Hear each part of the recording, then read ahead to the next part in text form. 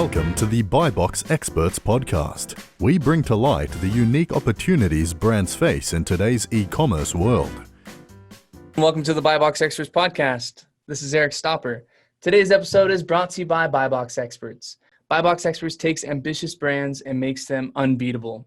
We've got a team of consultants. I am one of them. Reach out to us on our website, buyboxexperts.com. Click on the free analysis button at the top of the screen, and you'll be connected with me or a member of my team. Today, I am pleased to be joined by Onn Manelson, CEO and founder of RevenueWise, a simplified PPC advertising software solution that predicts the optimal price and advertising combination to maximize product sales.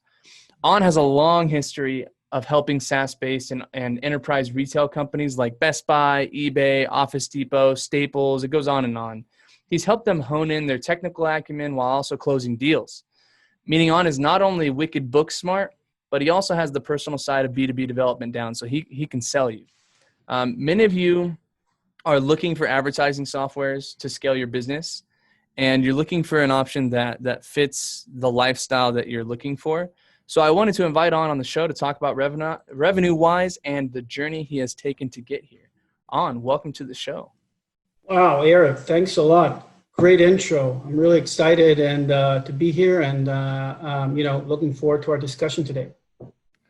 So you and I have had a couple of conversations at this point. I feel very comfortable with you. I think you have the best of intentions in your heart, and you have a good product. I want to start this a little differently though. So I've investigated probably 36 different softwares over the time that I've been running this podcast. And I haven't had the chance to ask, right? You're a technologist.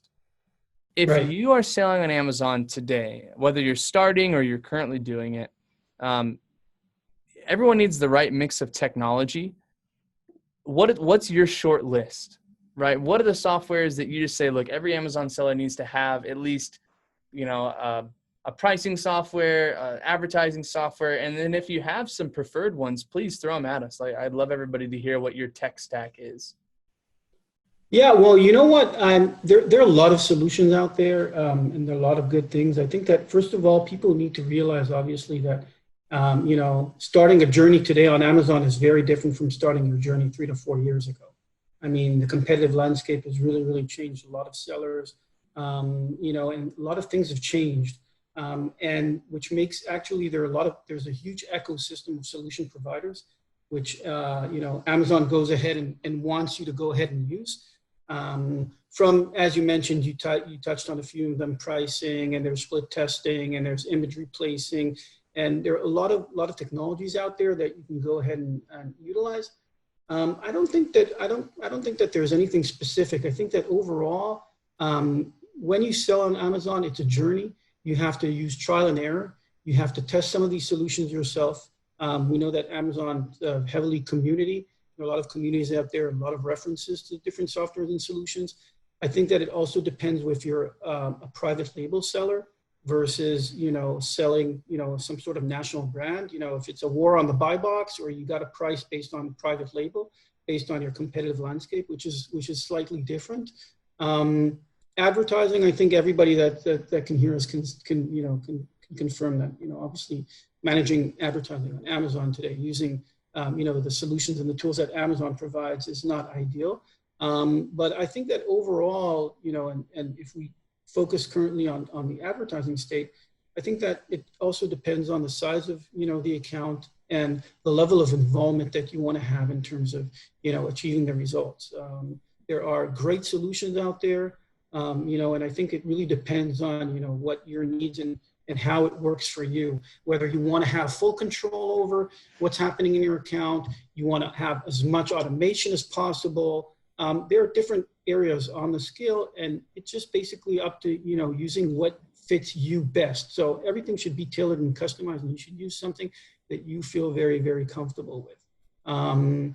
You can easily see a lot of videos, a lot of tutorials out there. You don't even have to register and sign up to test them. You can actually, if you spend a couple of hours, you can probably view a lot of the videos, and a lot of the tutorials are normally 10 to 15 minutes, and you can get some sort of state and say, hey, this is something that I like with. At the end of the day, we know that sellers do so many things today, and they have to control so many aspects of their business that they do need some sort of help. And the help that you go ahead and you adopt, it's something that you want to know that you feel comfortable in regularly using. You're not going to go ahead and adopt a solution that at the end of the day, you're going to come and you're going to say you're struggling with the solution itself. You know what I mean? Like, adopting a solution. Oh, I come in today and I have to use this and I have to go ahead and adopt this. And you basically do not use the solutions properly. So, I mean, my tip to anybody that's looking to go ahead and adopt a solution, try it out, test it out, check it out prior, look at, tutorials and a few things. But don't be afraid of trial and error. Test it out. If you feel comfortable and it works really smooth for you and it works for you, then, go ahead. Because I don't think that at the end of the day, there's a major, major, major difference between the solutions. It's a question more of an approach. And, specifically talking about advertising, there's the, you want to have full control, you want more automation, you want something simple, you want to have all the bells and whistles. Some people can drive a Ferrari and others, they drive a Ferrari. They're not going to be able to drive it down their street because driving a Ferrari is also complicated. So it really depends on, what you're looking for and what your goals and what you're trying to achieve.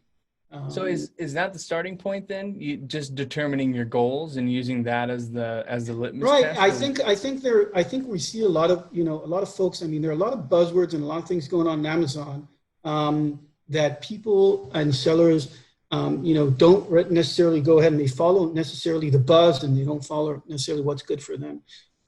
Just give you an example. In advertising, people come in and say, hey, you know what? I want to have a 20% ACOS. Why? Because they hear 20% ACOS is good, but they don't realize that when you're in launch phase, you want to talk about a 20% ACOS. That's just not possible. It's not realistic for when you launch. You have to think about the global picture. You need to look at where you are in terms of your Amazon journey when it comes to your product life cycle. And there are different solutions related to different product life cycles. When you're in launch phase, you can use great solutions for launch and for getting, up to that point and getting credibility of your listing. Once you're a little more mature, there might be different solutions to go ahead and support that different phase. It also depends whether you like an all-in-one approach, which, for some sellers, I can see that can work, using an all-in-one solution versus using 3-4 solutions that are more focused and have, more of a zero in on specific areas that are very, very critical for your business. So I think that, once you're advanced and once you start selling, you normally realize and you see what works for you. And I think that's the key tip, kind of like fine tune, get your goals, set your strategy, and then see what best supports that. And based off of that, that's your best choice of, going ahead and don't be afraid to do trial and error. Yeah. Go ahead. And, that's part of the journey as well. You need to learn, and sometimes you can fail. I can talk about it from an entrepreneur standpoint. It's just like anything else. You're building up a business. There are decisions that you're going to make that are not going to be optimal, but it's part of your learning process and part of your growth. So, when I come to adopt a solution and not related to specifically Amazon, then I can test 3 to 4 solutions before I'd go ahead and make a decision, depending on how critical it is to my business. And I think that's my recommendation to the majority. How long should a test be using any number of these softwares?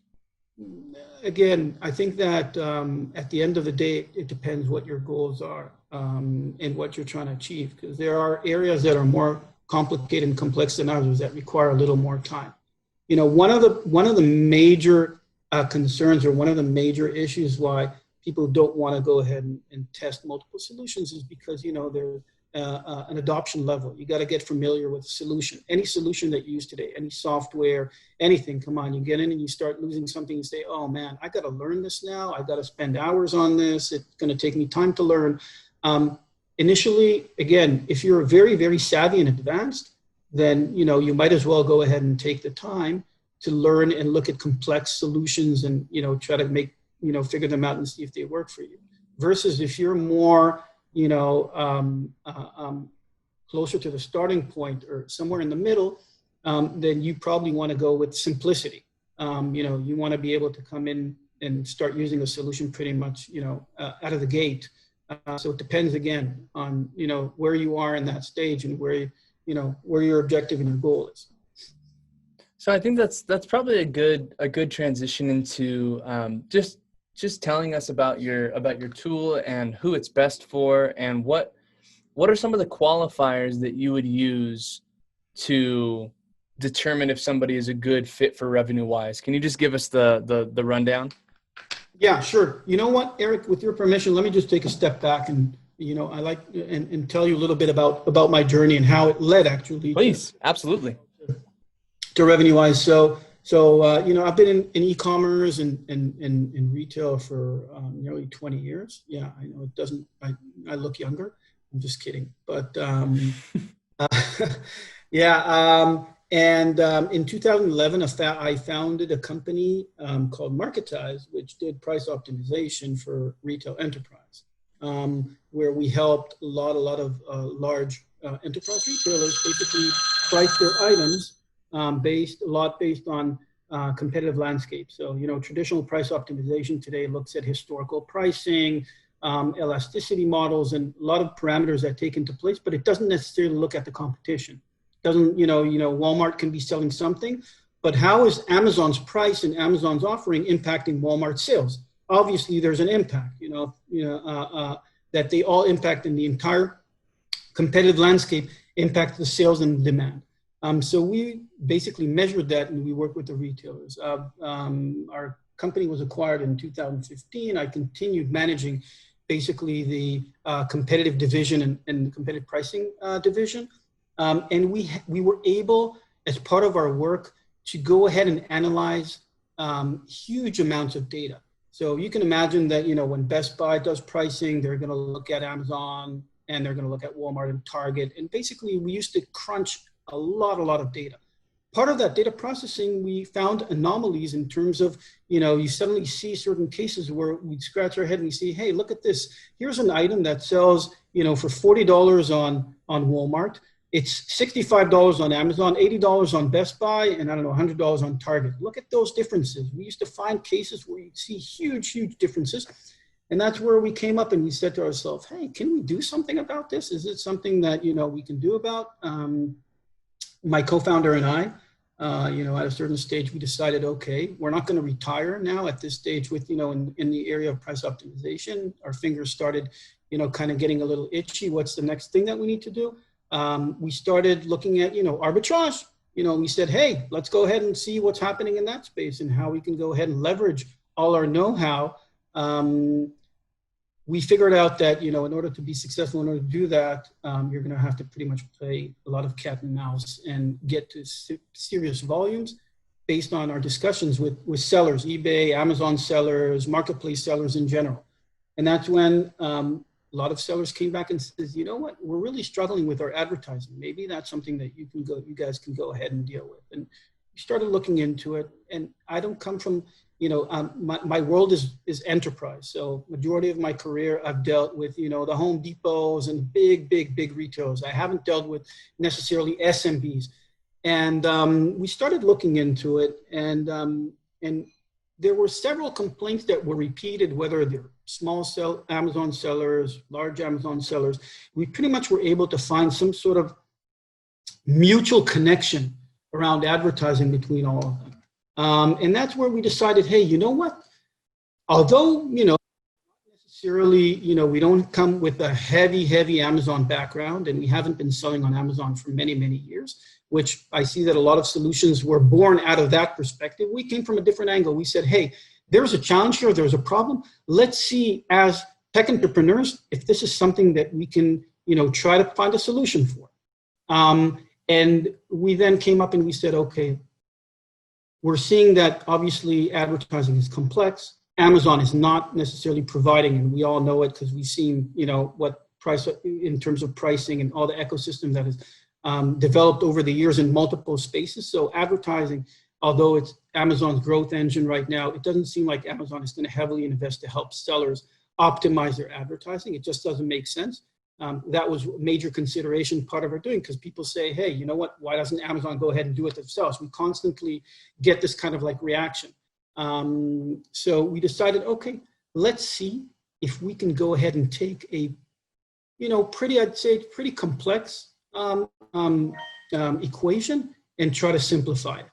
And try to do it, in a simple manner that we can go ahead and we can enable it and we can provide access to this process in a fairly simple way to many sellers, okay? As opposed to going ahead and doing, the large enterprise.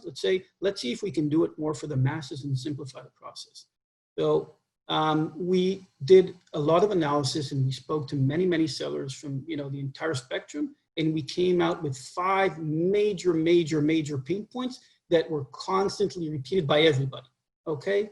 And I'm sure that I'm not going to surprise you when I'm going to go ahead and talk about these. But the first thing is lack of time. All sellers, if we think about it, the majority of sellers are a one-person operation. I mean, that's probably around 99% of Amazon sellers and marketplaces sellers in general. It's a one-person operation that has to do so many tasks and so many things. Lack of time. I don't have time. I don't have the time to deal with my advertising. Okay, that makes sense. And then the other one was lack of clarity. Do you know what's happening in your account? Do you understand, and you have any control and you know what's happening? No, I don't really know what's happening in my account. Can you, I don't feel that I know and I understand enough. Okay, cool. That's another thing. Complexity in general. If you're an e-commerce, and again, I come from a strong e-commerce background. If you have today an e-commerce website and you have to do your advertising, who's going to do that advertising for you? Who's going to bring you Google and Facebook traffic? Probably an agency or somebody that has that expertise, right? It's not going to be the e-commerce manager that's going to go ahead and do all that work. At the end of the day, PPC and advertising in general requires a certain set of knowledge and a certain level, and has a certain level of complexity. And, that's another one of the points. Lack of control. I don't have a lot of control. I don't feel that I'm in control. Sometimes it's not even the lack of control, it's the feeling. I don't feel like I'm in control. And then I don't know what to do. Okay, it's complex. I don't feel in control. I don't know what to do. These are the 5 points that we said to ourselves. These are the ones that we're gonna put our major focus on. Okay, not necessarily features and functionalities that are cool, but what is the main aspects that are impacting today the majority of the sellers.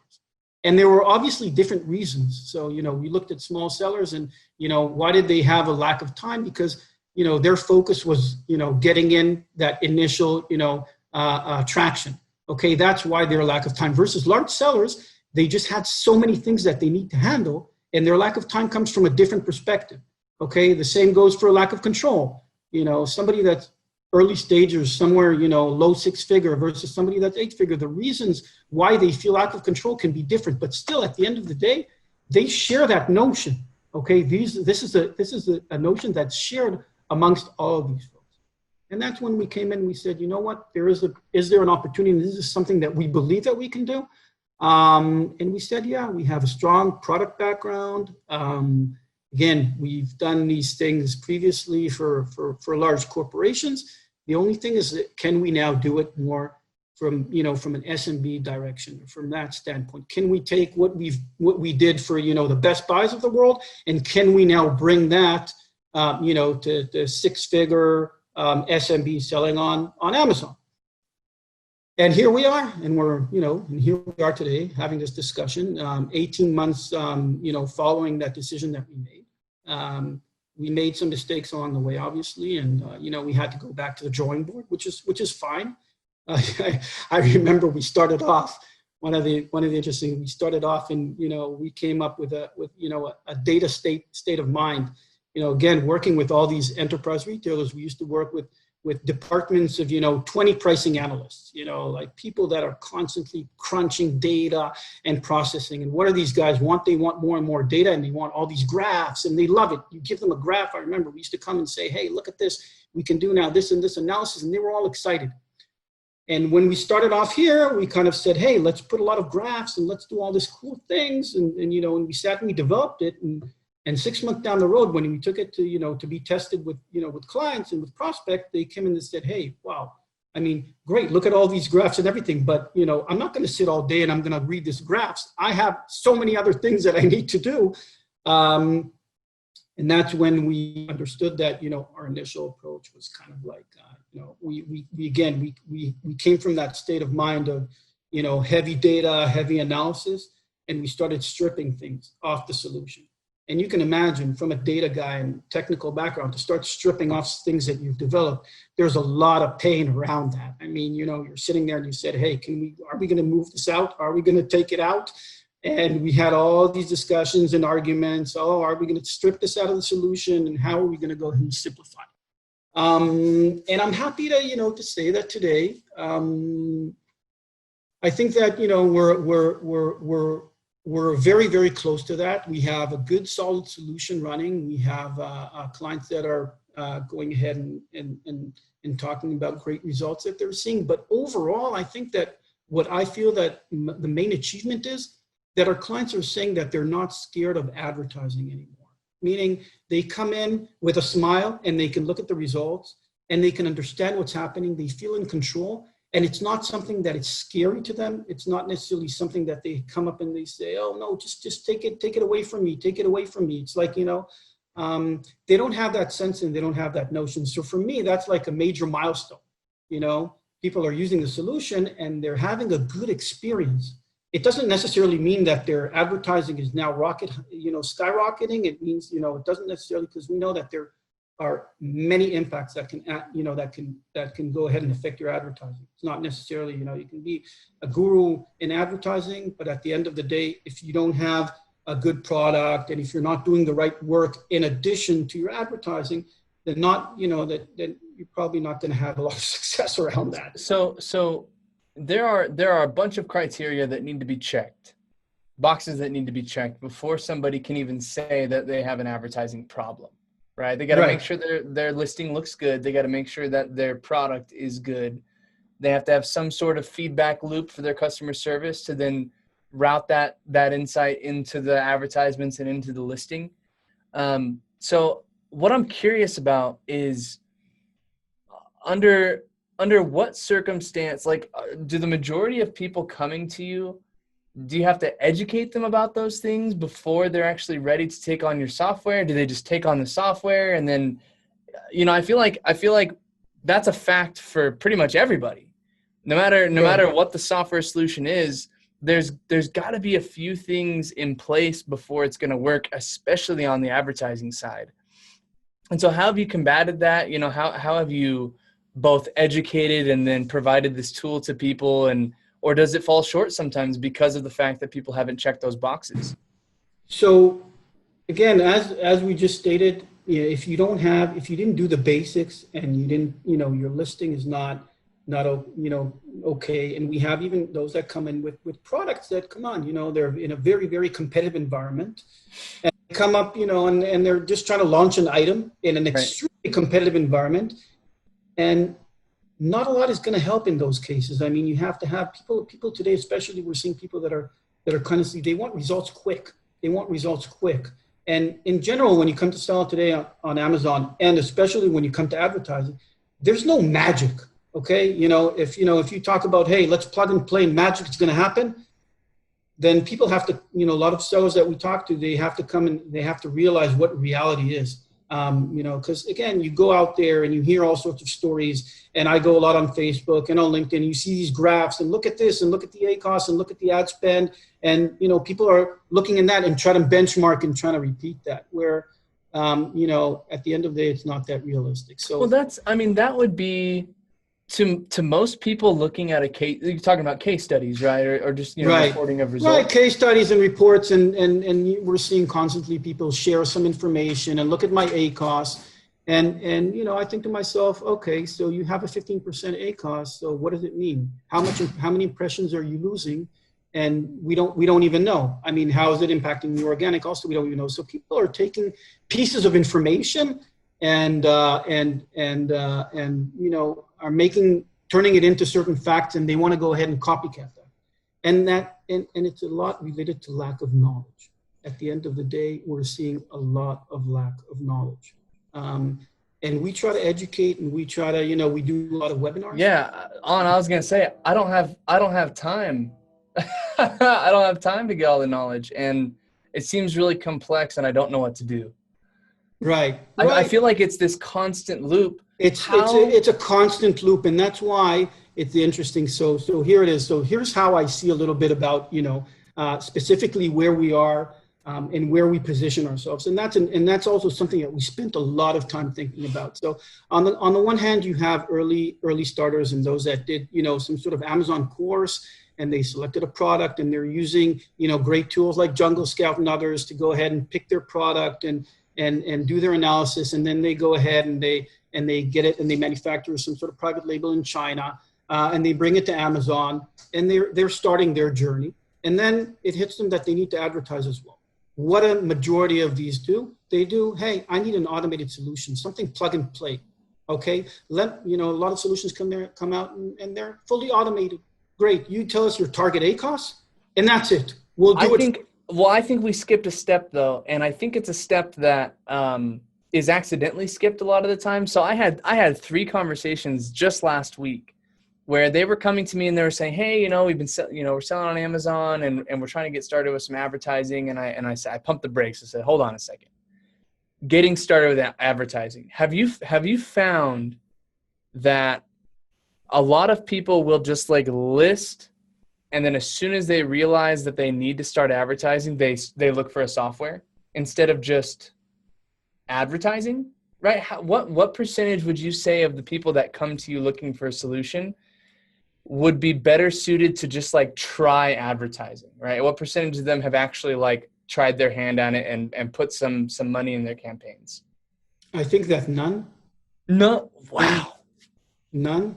I think that typically those that come up to us usually are those that automation doesn't work for them, and they're not gonna, and they understand that, they realize that, and on the contrary, they're not going to spend $1,500 to $2,000 north of that in terms of having somebody do their advertising for them. So and that's a lot of how we see and where we chose to position ourselves specifically around that. You have those solutions that they want to take things off your hand because, again, as we said, advertising is not simple, and if you look at it, it can be very, very frustrating. And you see, let's plug and play, put in your target ACOS. And what we realize that people don't even know how to set their target ACOS. Forget about it. I'm really curious as to, I think this depends greatly on the stage of business that you're at, but I personally, and I've said on this podcast, I hate ACOS. I hate it as well. I think that it's barely useful to tell me the efficiency of a keyword or a keyword group, but I'm really interested in how much it improves my rank. Right? If I spend $5 and I only make $5, right? How did that $5 actually impact my organic rank for the keyword that I was listing for? And so I'm more interested in return on ad spend. Right. I completely agree. Return on ad spend is the language. I think that a lot of times we speak to sellers and we tell them, okay, guys, let's say that you don't have an online store on Amazon. Let's say that you have a physical store around the corner. Okay, nobody yet knows you. You're starting to build your credibility. Okay, what does a business plan include?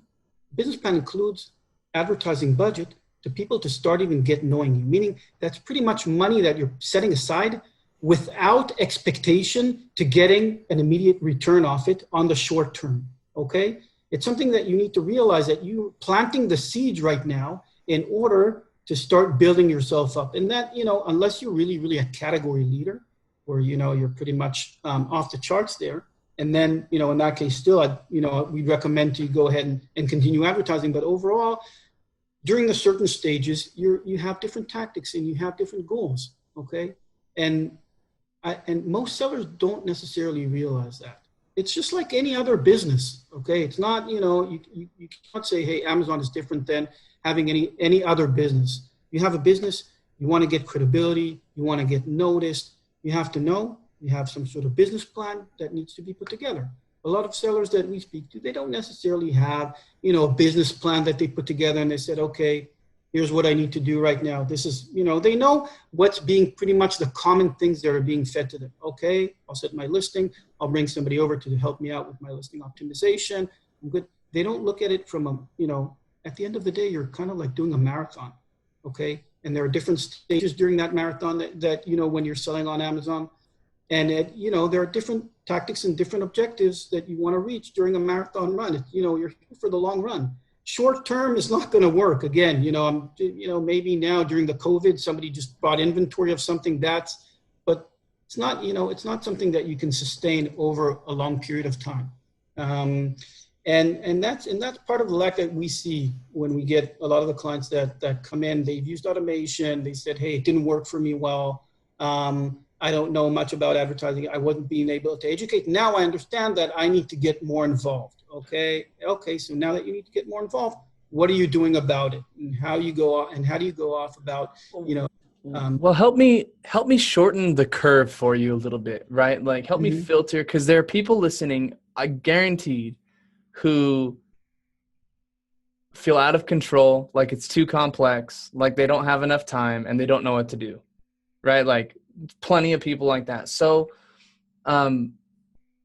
describe the steps that they should take right before they come to you, right before they come to Revenue Wise. What are the things that in the best case scenario they have already worked out before they come in and utilize your software? I think the main thing that you need to understand as a seller on Amazon is what the product life cycle stage that you are. Okay.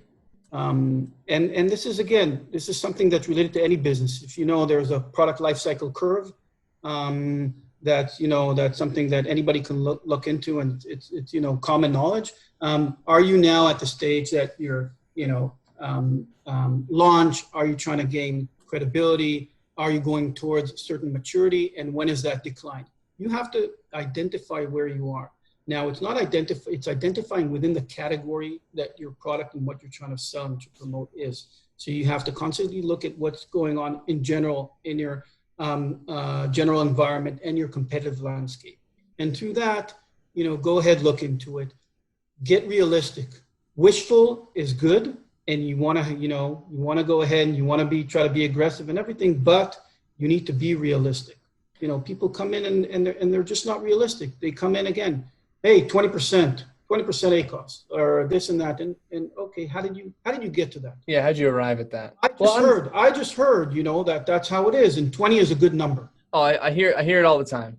Absolutely. Right. Yeah, and like no consideration for the cost of the product, the price of the product, the average order value, the competition. I look at right. So I look at recently I had somebody come in. They have 5. They just launched recently. They have 5 reviews. They're in a category that their competitors have 4,000 reviews plus. Okay. Sure. What are you going to do there? You want to talk to me about a 20% ACOS? I mean, you're going to have to probably spend a lot of money before you're going to have to save. But that's something that you have to think about as part of your planning. So you need to plan. Planning is key. You really, it's not just, hey, let's, use the momentum here and let's just get the ball rolling. No. Today, in order to be a professional, you need to plan things out. You need to plan these stages out. And you need to know, what are you going to do during each stage? And if something doesn't happen based on your trajectory, what are you going to do? Just like any other business. I think that overall people think that, hey, selling on Amazon, just selling online, I'll do this and that. But this is a business like any other business. Well, there's no difference. Talk to me about, because let's say I determine that I'm in the introduction stage, like the launch stage. And by the way, for any of you guys who missed it, the product life cycle was defined like in the 1930s, actually. I think the concept's been around for a long time. It goes right. Introduction, growth, maturity, and decline. And there's a chart that everyone uses for the amount of sales that you get over time. That's the simple plot. And we can include a chart in the show notes for this, so for easy reference. So let's say I determine I'm in the intro, right? Low amount of sales for a longer amount of time. Is that the stage that I come and use Revenue Wise? Should I be better suited in the growth stage? How do you approach this problem? So again, I think that it's a good question. I think it has also a lot of dependency on your category and where you are. I think that we do come and we have early stage and beginners that are coming during the introduction stage. And we do help them out during that stage in terms of getting that initial credibility. I think the problem is less how do we help them I think it's more of helping them get into that state of mind and understanding. Okay, I think that's the key basically, because once somebody realizes that, okay, I'm now in introduction stage, and we talk to them and they understand, they say, you know what, you're right. You know, I didn't specifically think about that, and I understand now based on your explanation that I need to do, and I need to look at it from a different angle. A lot of people. So it's less about.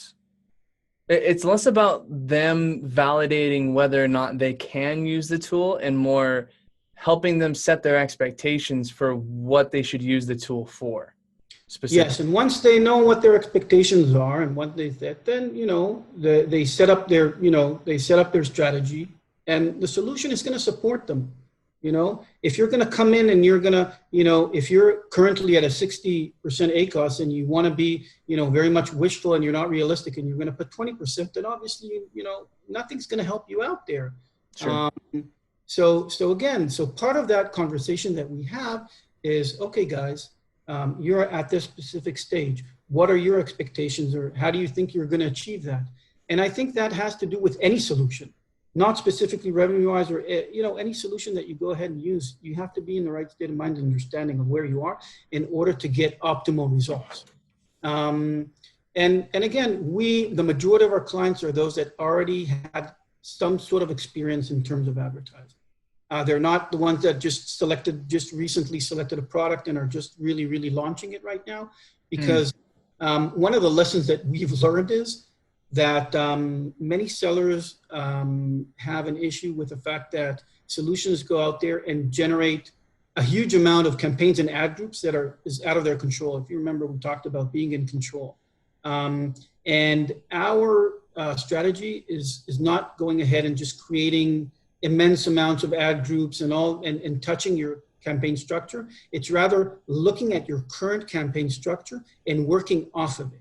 Okay, so we don't go ahead and, hey, press a button, you click on it, you play, you're in, and the solution just starts running and creating, okay, you need this in this ad group, you need to change your structure. We consult and we provide you with tutorials of how to build a proper solid campaign structure, but it's up to you to set that up, okay? Just for the specific reasons that we see clients of ours that come in and, have used certain solutions and they have hundreds of ad groups. And they're not even able to find out and figure out what the logic is, because some sort of solution went ahead and created automated ad groups and campaigns. And now they have duplicates and they have a lot of things out there that they don't know really how to deal with. So our approach, again, is come in with your current campaign structure. And based on your current campaign structure, we're going to run an analysis. And then we're going to generate the recommendations and what you actually need to do based on your current campaign structure. And is this like a consultation process that you take people through? Do you guys have like a sales consulting team that will help folks out? Or right. So first of all, we like to have initial onboarding calls. We like to talk to any of our clients, have an initial conversation, and just make an understanding. At the end of the day, we're not looking to sign up clients that 2-3 months down the road are going to say, hey, this didn't work for me. And we don't even know why, because they just didn't use the solution properly. They weren't in the right state of mind, or their expectations were, as we mentioned, a 20% ACOS, which wasn't realistic. So we like to, bring these things and have this kind of initial discussion. We generate a lot of content, a lot of video tutorials where you can go in, you can, look at 2-3 minutes and understand, how to build a proper campaign structure. And then it's up to you to go ahead and do it. And again, we know that for some sellers are going to come and say, hey, you know what, if I don't want to do it, I want you to do it for us, then maybe our solution is not ideal for them. But we, as part of that, educate a lot of the sellers. We see a lot of our clients really getting educated as part of the process.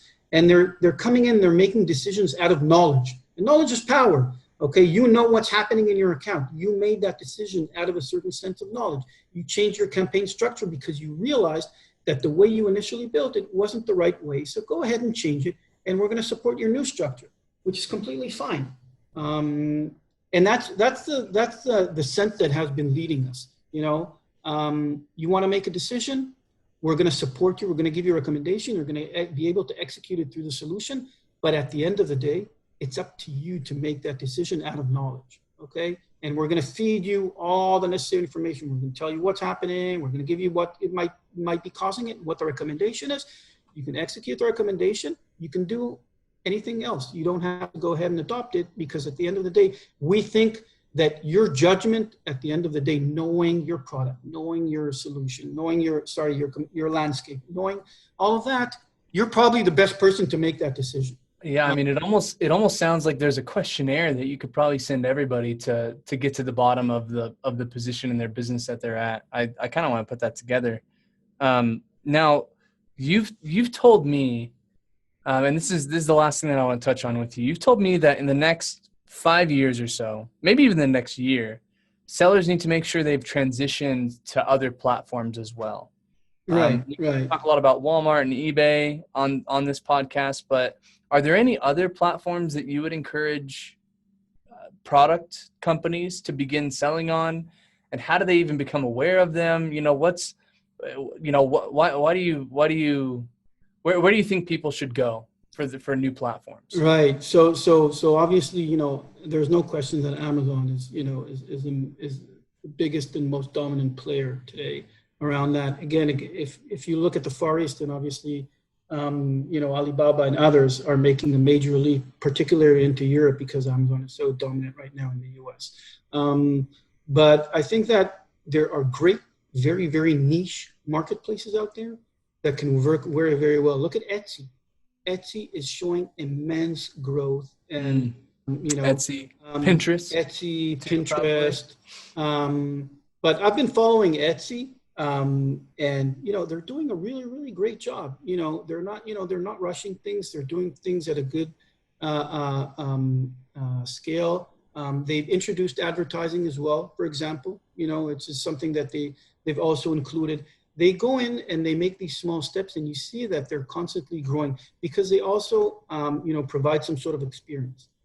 And Amazon, as we know, as a company goes ahead and grows, and Amazon does a million other things apart from the Amazon marketplace.